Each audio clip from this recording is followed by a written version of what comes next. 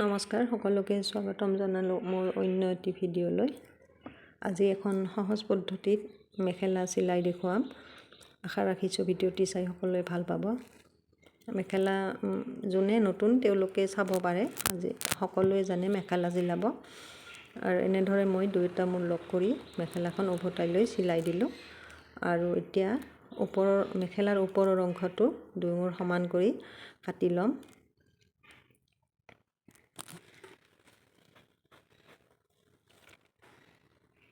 কাটি লোৱা হোৱাৰ পিছত মেখেলাৰ সন্মুখ ছাইডটো ওপৰ ফালে লৈ লাইনিংখিনি নাইবা ফলছ যোনে যি লয় লগাব। এনেধৰণে সন্মুখৰ পাৰ্টটোৰ পৰা লগাব লাগিব।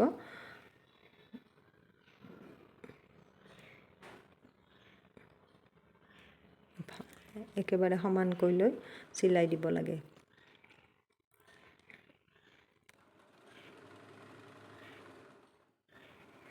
এনেধৰণে লগোৱা হোৱাৰ পিছত মই মেখেলাখন এতিয়া উভতাই ল'লোঁ আৰু দুইটা মূৰ লগ কৰি যিখিনি দুইটা মূৰ লগ কৰি যোনে নাজানে ইয়াত এটা পিন মাৰি চিলাইখিনিত এটা পিন মাৰি ল'ব পাৰে।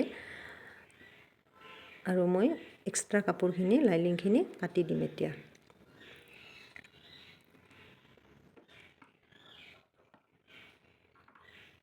কাটি লৈ লাইনিংখিনি সমানকৈ লৈ ওপৰৰ পৰা চিলাই এটা মাৰি ল'লোঁ উভতাই লৈ মেখেলাখন।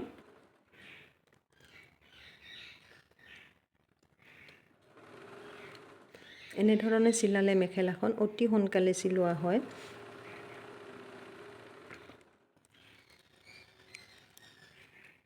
আৰু এতিয়া মেখেলাৰ সন্মুখ ছাইডটো ওপৰ ফালে ৰাখি লাইনিংখিনি তল ফালে দি ওপৰৰ ছাইডত এটা চিলাই মাৰি দিম, যাতে লাইনিংখিনি পিছলি নাযায় পিন্ধিলে। এনেধৰণে চিলাই মাৰি ল'ব লাগিব।